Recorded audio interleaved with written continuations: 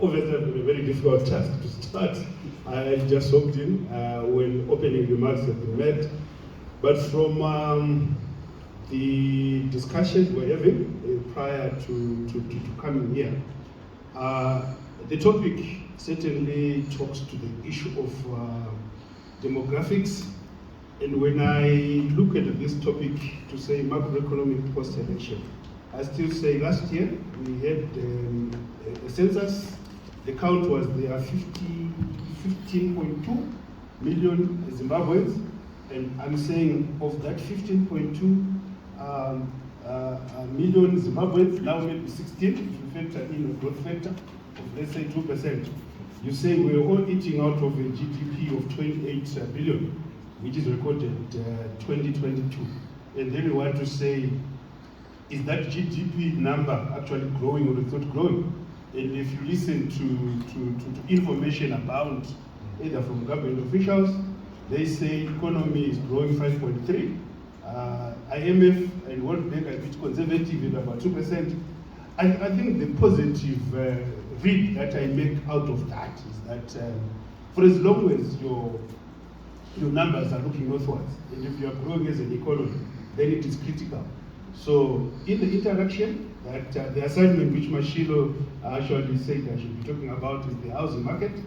If you talk to Minister of Housing or any city council, they'll say we've got housing deficit of 1.5, maybe it could be conservative, it would be even as high as 2 million. The question then is, I think for real estate practitioners, is to say, have we not crowded out certain people who are supposed to be accessing housing? And housing being a basic need according to Maslow, hierarchy of needs, shelter.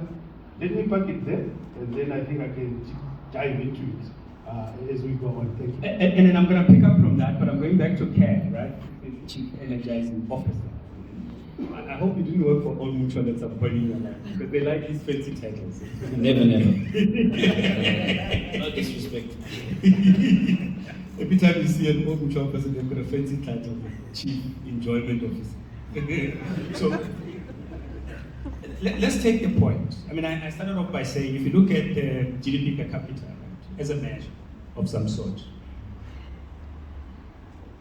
I think if you take probably 6-7 years, going back a little bit, the GDP per capita in terms of, and then I'll go we can go way back, right?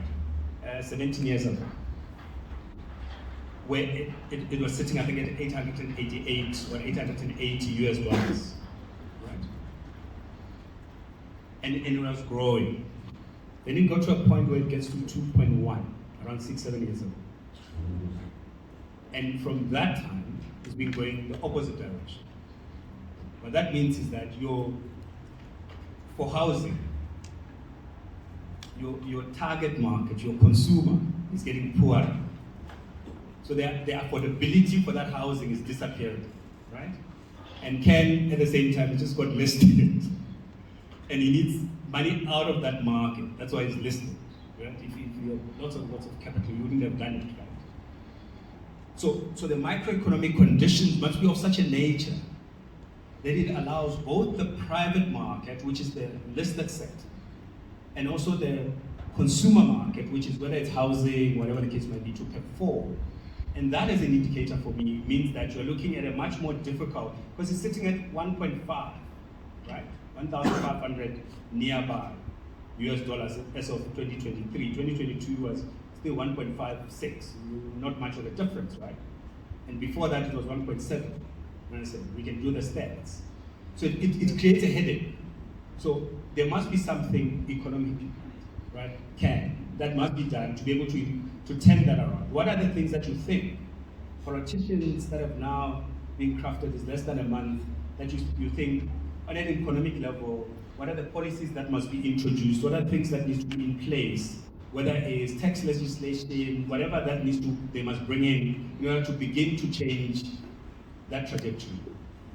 So I would like to disagree with my colleagues, both Chris and Sheila. Let me start with you, the economics guru. I'm not an economics expert, but expert will kill. I keep my ear close to the ground. So I would say Zimbabwe at the moment, we could estimate 22 billion was a figure put out there, but I would guesstimate closer to $30 billion today, GDP of Zimbabwe.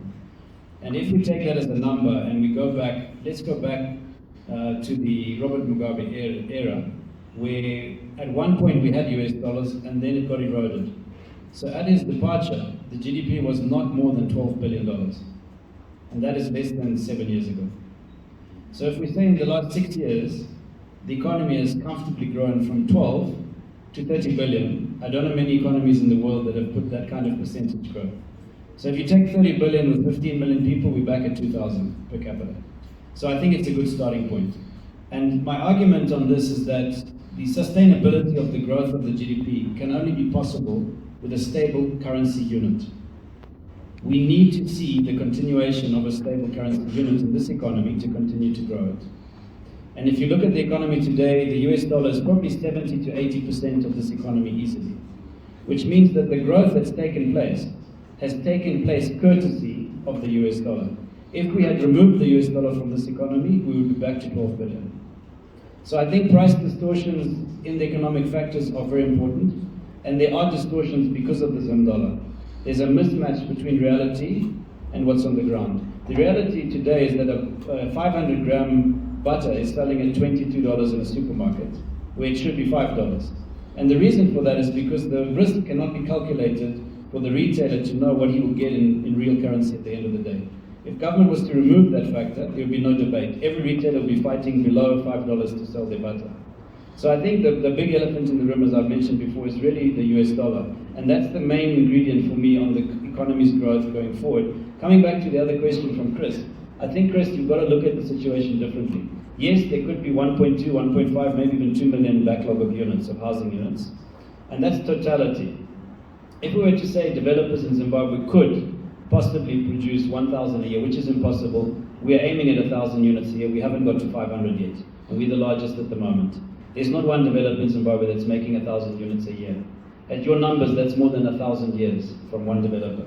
So even with 100 developers, it's still, we're talking of decades and it's impossible to have 100 developers doing 1,000 units a year. So I think that the number out there is too big for government, it's too big for private sector, and the point which we like about the government, and the Minister of Housing has been very clear on this, is that government has decided to collaborate and work together with private sector. So instead of them leading the way, they're saying let private sector lead the way, let government facilitate and provide the framework of policy so that they can work. And the biggest point in that for me is in that frame of policy formulation, which has not yet been clarified and perfected. I would like to see less costs involved, because at the moment we have huge costs. City of Harare are charging us $200,000 US to submit a plan. This is after we've paid our architects from different parts of the world to design the building, and this is the new building that we're building, this building here actually, Block 4, we're breaking ground on Friday, Millennium Heights. $200,000 US is the submission fee from the City of Harare. So Ken, let's put the brakes to that, right? Now, I think I saw his face is in the room. There's a friend of mine here who runs around calculating numbers, Kura, right? Kura says to you that the cost of a bag of cement relative to what I get for building the house are non-comparable, right? So it costs me more to build a house than what I can get out of it. If you want private sector to play in the market, it means that I must have the ability to develop, sell, and make a profit out of it, right? So if the cost of construction and the cost of ownership are mismatched, it means there's no enticement for me as a player, right? As a private player to come into the market. Something between the two must give, right? While I'm still with you, before I go to Stephen and Robert around this particular debate on economics and politics, is about what's got to give. Because those two are going in two different, and I can see the mics are floating there, so it must be, what's got to give? I think there's two things to give. The first one at a philosophical level is actually the people. We as a people have to get behind our own country and promote it, support it, and invest in it. And there are enough people doing that, otherwise we wouldn't be in business. But it's not the whole country, and it's not the whole Zimbabwean community that's outside the country. The diaspora has a huge role to play in the rebuilding of Zimbabwe. And so the first thing is the people, all of the people, need to get behind Zimbabwe. The second thing is government needs to remove the doubt around the US dollar ending in 2025.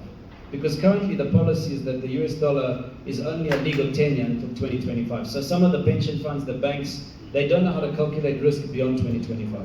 So government needs to give, in my opinion, an indefinite tenure of US dollars being a currency that's allowed in Zimbabwe. Yeah, thanks Ken for putting that across. That's why I said I want to lean towards policy. For me, you talk of a housing backlog of 1 million plus. This is new stock. Mostly as real estate practitioners, this is what we're looking at. I could use some water, someone please. I'm sticking. By the way, I take exception to the titles for 𝗠𝗔𝗖𝗥𝗢𝗘𝗖𝗢𝗡𝗦. I'm told in Dubai they have a minister for citizens' happiness. Probably call him happy minister. So. Point taken. As long as there's no offense made. No, I'm just putting you there. So policy, for me, looks at addressing some of these and creating the opportunity and activity that we require. I'm saying 1.2 million plus is for new stock. But if you also look at even some of the locations that we have in country, they are really due, as throughout our entire communities are due for redevelopment. I mean, look at your 𝗣𝗣𝗦𝗧, your Highfields, for example. If you were to look at those locations, they are due for redevelopment entirely. And if you understand them in the context that even in their initial conception, these were, under colonial rules at the time, and things have changed and moved on. If you add that to the requirement of the stock that's required, we're talking of maybe in excess of 3 million plus. So policy then comes in. You talk of the cost of submission of plans.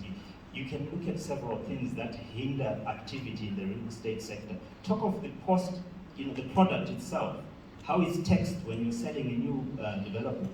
It attracts 15% VAT as much as the same VAT on bread. So these are all issues. Talk of planning issues. Talk of how they're still archaic, and the introduction of new technologies that will facilitate even faster and quicker developments. But that's the point why we're raising the point to say we've got a mismatch between the cost of ownership and the cost of bringing that new stock, right?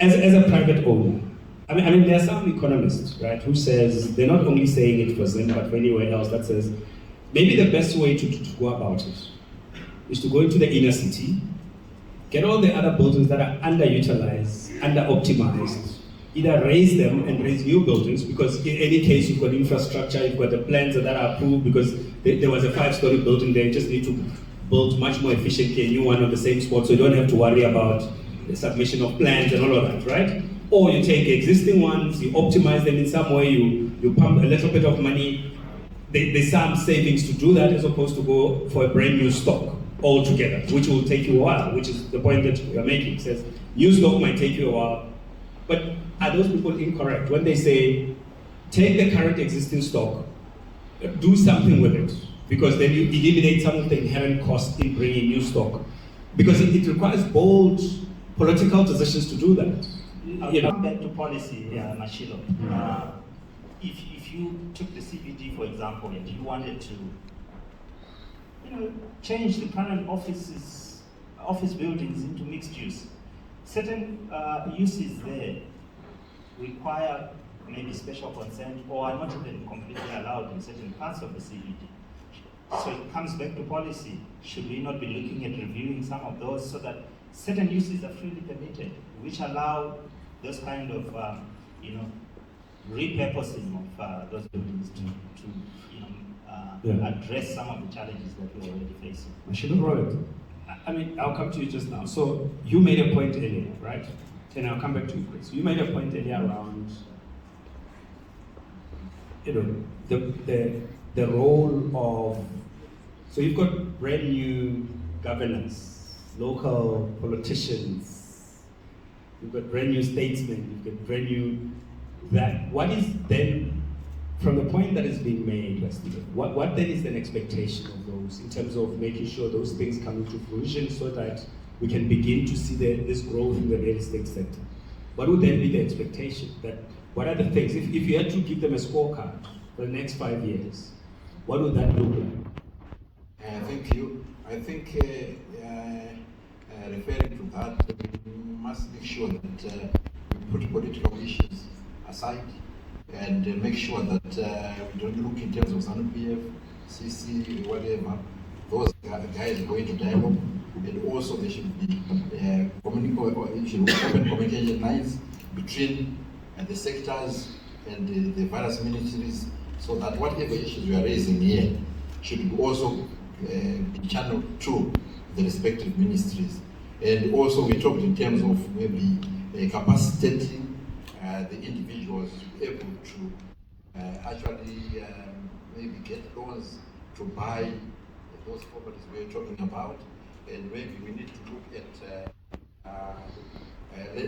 lending practices, whereby we need to look at all kind of risk issues, policy, ecosystem concerns about absence of correctly tenured funds, e.g.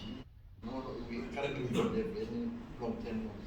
So we need also to promote the issue of savings, because right now you will find anybody who goes to the bank and tries to put money in there, rather than come later on seeing some interest in there, you actually be in a position to bank some extra money in order to cover the bank charges. So we need to promote that so that we capacitate other individuals to be able to access loans. Thank you.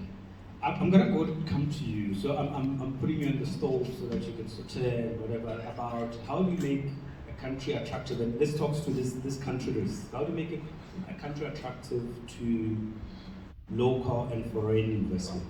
Right. But for now, you wanted to say something, Chris? Michelle, thanks. Yeah, it's only that Ken walked out. He actually put me on the stove. But he was actually agreeing with me. I hope you're not bragging on the stove. You're stewing nicely. He has switched it off. All right. Go ahead. I just wanted to make a comment about the traditional approach of bringing on housing stock. So if you look at the 70s and maybe early into independence, you find that Zimbabwe government, we had a lot of support from the SID, World Bank. There were programs which are actually going towards sponsoring infrastructure. And the issue that Steve raised about the cost of bringing on new stock, it actually talks to the issue of infrastructure. It talks to the issue of infrastructure. What you find is that if you drill into the numbers, when you look at typical low-income housing development, take a 300 square meters there. Just do on-site infrastructure costs. You know, the cost of that stand would be about 6,000 to 8,000 in terms of just putting off on-site infrastructure. But the moment you bring in bulk infrastructure, which is your trunk sewer, trunk water lines, and even your trunk roads, to actually connect to that project, you almost bring that number to almost 10, if not 12,000 per 300 square meters. So here is the elephant in the room. Now to say that, I like your point about the scorecard for the new statesmen who are now there. For me, the policy imperative actually to say, what we are now seeing, a lot of initiatives, a lot of self-developed housing is actually happening. And most of it doesn't just have off-site infrastructure. And as an incentive to the private sector who are in the real estate domain, you want to say, if a real estate developer, if a property developer comes in and invests in off-site infrastructure, what trade-off exists with the local authority? I think that will make the whole thing move forward. And that brings me to the point, at least you stewed it enough, right? the point I was putting on the stove for, to say, what are those things that would you think that the country is to look at in order to encourage real estate investment, whether local or foreign, whether it's a tax environment, what is it that now we need to look at this? I call it a political scorecard around investment. Thank you, Magella. And welcome. And good morning, everybody, and fellow panelists. I've actually got some strong views about it, and I'm South African, so I share your sentiment and experience. We are about to sing Nkosi Sikelel. But colleagues, the first thing I'm wanting to say is that there's a very big difference to me about me chairing Westbrook and experiencing what's on the ground in Zim and what everybody knows about Zimbabwe. And it's that Zimbabwe and what's happening on the ground is much more attractive and beneficial in an economy that I really believe is vibrant with huge opportunities, and I don't believe you're marketing yourself correctly. And I know that the President has now given the Finance Minister a new portfolio of investment and promotion. So that's the first thing. The second thing is there's definitely a paradox in saying you're attracting investments and what you experience on the ground. For instance, I spoke to somebody yesterday that wanted to get a shop in a retail development, and we saw from the research the growth and resurgence of that. We're nowhere near where we must be retail-wise. But when I heard the key money that needs to be paid for that shop, there's no ways you can attract any form of investment from like-minded retailers in South Africa to come here. It's absolutely impossible. And then I like the whole issue of policy, because in our country, and I was Minister of Development Planning for a long time, we had very innovative products of tax incentives for revitalizing the city centre. That if you revitalize the centre as developers, you get tax incentives. First-time home buyers, to incentivize that market to come in. Capital tax incentives. There are so many things that can be innovative, and I do believe and support my CEO regarding the long-term investment. When we are looking to put up a big retail development and spending $150 million on it, and you're wanting to receive funding for it, and you haven't got long-term securitization of your currency, it's impossible to make it attractive to come with foreign capital. We can say it in harsh terms, right? Everybody says we're de-dollarizing. And Ken and you and a few other people say, let's dollarize. Are you talking against the wind? No, I don't. So I'm not going to make a comment on it. I honestly believe, this is really my heart speaking to you, I believe that the government is expedient enough to know that they will stabilize the currency, they will look to do the best for the country, and I don't believe that they will make decisions going forward that will not impact the country positively. I do not believe it. And you reckon, and I'm going to pick up the point, I know you raised it way earlier, Robert, around how do we look at, let's call it a basket of legislation, whether it's policy, regulations, whatever term that you use, at the beginning that says, we need to take off our party t-shirts and look at a basket of activities, a basket of legislation that allows for real estate in particular, because we're still, the growth of real estate is the growth of the country's capital formation. In South Africa, 70% of South Africa's fixed capital formation is real estate, right? 30% is made up of machinery and all other fancy things that manufacturers think they own. But a manufacturing factory, that machinery sits inside a building. You must not forget that. So, Robert, with regard to that point, if you want to expatiate on that point, and I'm just going to give you time for closing remarks around what is a basket of, and I must give you credit about this scorecard, about the political scorecard, right? Because it's the point that you're making.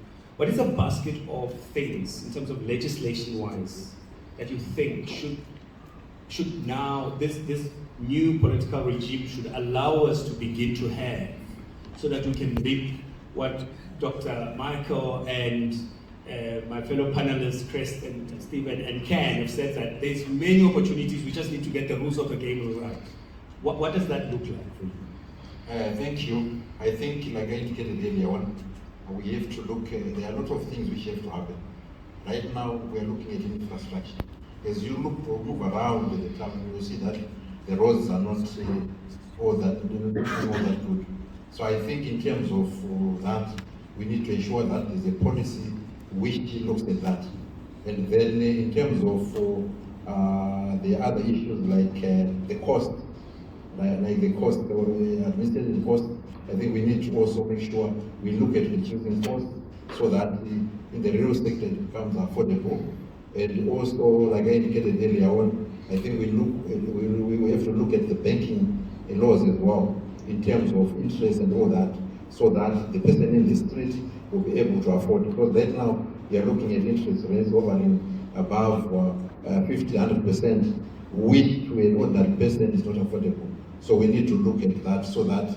Are you talking about introducing policies around access to capital? All right, makes sense. So it means all those things have to be put into consideration. And then also the tax issues have to be put into consideration as well. Because affordability, if a person is highly taxed, it means the net amount which he has to use to buy properties is also affected. So we have to look at the tax issues as well. I think that's all I can add on. Thank you. So in closing, because now we're going to run out of time just now, and I'm going to start with Chris. They say, I did accounting as well, right? Accounting 101, so basic accounting. Economists hate accounting. In finance, people don't like accounting. They say they're not accountants. So Chris, last in, first out. If you can give us your closing remarks. Thank you, Bashilo. Top of mind for me is when we talk housing, we need to say it's a basic need. How do we crowd in those people who have been previously been disadvantaged? We've been seeing a good growth of informal settlements with very limited infrastructure. Talk about sewer, talk about water, talk about power. So what is critical is to have that ability to provide access to land. There has to be a policy that allows for access to land and availability of land that is serviceable. If it is not properly serviced, allow the private sector to participate, come in, incentivize the private sector to come in. And also, those who are already in the low-income areas, they are sitting on a huge asset. Most of them are still on ownership lease arrangements, and we need to do. We have a policy. Already government has made a move about announcing the type of lease program, and I think it needs to be moved and moved with much faster. It helps to monetize that land that people are actually sitting on, and they'll be able to do, like my colleague Rob is talking about, they can be able to mortgage the properties, and it becomes a vehicle for growth, not only for them at a household level, but even at a broader level. Those will be my closing remarks. Thanks, Christian. Stephen? Thank you. For me, just to tie in the topic, the starting point would be to look at the past 5 years, because we've got more or less a continuation of the past 5 years, given that the elections have passed and it's the same, almost the same administration that has come in. So it's to look at the past 5 years first, and there are a lot of encouraging positives there. So one thing I can pick out is that in the past 5 years, that's when we've had the REITs come in and the relevant, statutory instruments and laws put in place for the REITs. What does that speak to? It speaks to an authority that's willing to listen, for me. So that's a positive. So for the next 5 years, as we look at now the post-election, given this long-term asset that we've got, it's a window period for us to then approach the same authorities that we already see who seem to have a listening ear for us, because those that were involved in this, the REITs, you should know that this was an issue that had taken quite some time. So they are willing to listen, and we've seen that there are these positives. So let's look at, firstly, innovations that can come around these statutory instruments, the facilitation, the REITs. What other derivatives can come out of those that will facilitate and enable more activity in the real estate sector? We've got a listening authority. This is an opportunity in the next 5 years. Let's approach them with,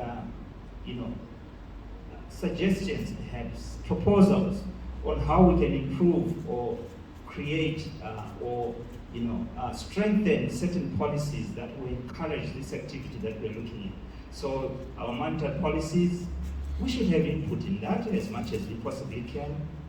Let's look at the several other issues that we've spoken about, taxation, the planning laws, all those issues that we can then bring. So I see a lot of positives and I look forward to this next period. Right, closing remarks? Thank you. I think pressure of time. Thank you. The market, the Zimbabwean economy is highly informalized, and I believe the government should make efforts to formalize the market. Once they do that, I think their tax money will greatly improve, which will also contribute to any projects they want to take as a government. So, in conclusion, I would like the government to take initiative to formalize the informal sector. And I think the real estate sector is also affected. Thank you. Tom? Thank you, Mr. Well, I'm sure you're going to support me. My first comment is that in South Africa we're working in an environment that's all governed by opposition politics, and it's destroyed our country. And as a result, I would like to see that we move towards a multi-party type of democracy where we reach out together, reach each other and say, because to just work and oppose each other every day, we're not going to reach out anything. So to work towards a multi-party democracy, create an conducive environment of policy regulations that incentivize people to get into real estate. Thirdly, definitely to educate individuals more about real estate, about REITs, about listed funds. We went and listed our company because we wanted the public to be shareholders with us, but we had a bad take-up because they just didn't understand. They weren't educated. And we're doing huge amount of education programs to educate the public about it. And then lastly, it's about Zimbabweans themselves to believe in your country. I believe in you. I know that we need to go out and market, because what the public out there and foreign diaspora believe about their own country is not what I'm experiencing on the ground myself. Ladies and gentlemen, a round of applause for if we can have one of those smiley moments.